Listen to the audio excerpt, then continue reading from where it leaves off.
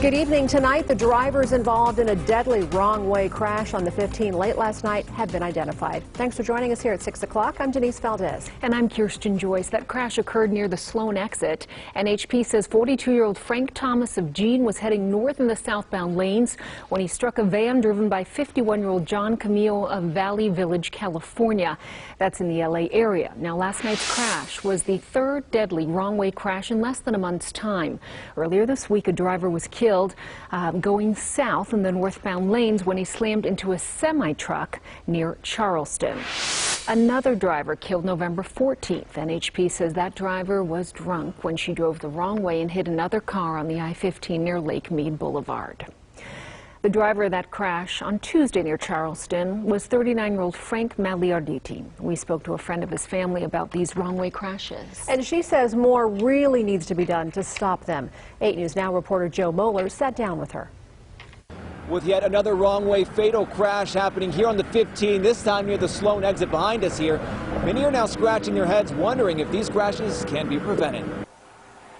Interstate 15 has recently become a highway of tragedy. Definitely can be prevented. Melinda Quackenbush was a good friend of Frank Magliarditi. He was driving south on the 15 in the northbound HOV lane near Charleston Tuesday.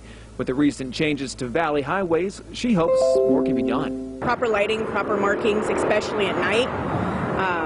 Better guides on the ground. The HOV lanes in Southern California have more writing and yellow lines like you see in this video. Tony Ilya from the Nevada Department of Transportation says Nevada highways are up to federal code. All of our freeways and signage that conform to strict standards set forth by the Federal Highway Administration.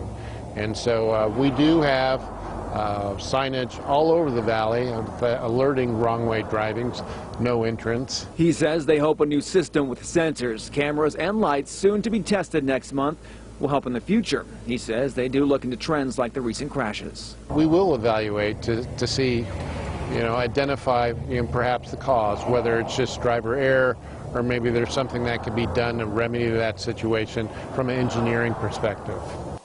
Now, it is suggested if you are driving at night, states have the right to avoid the left lanes where most of these wrong-way drivers happen to be driving.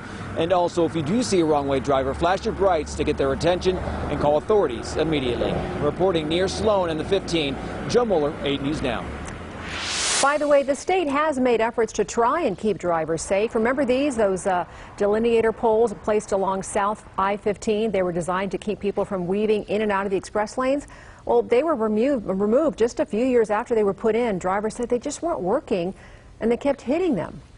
Other states use different methods to keep people in the right spot. For instance, in California, they use rumble strips. Those are the strips on the side of the road that will vibrate your car if you start to drift over into another lane.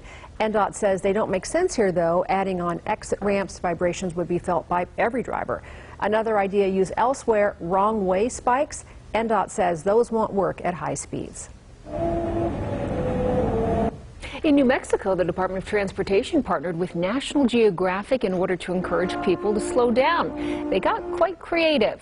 Check out this video from our sister station in Albuquerque.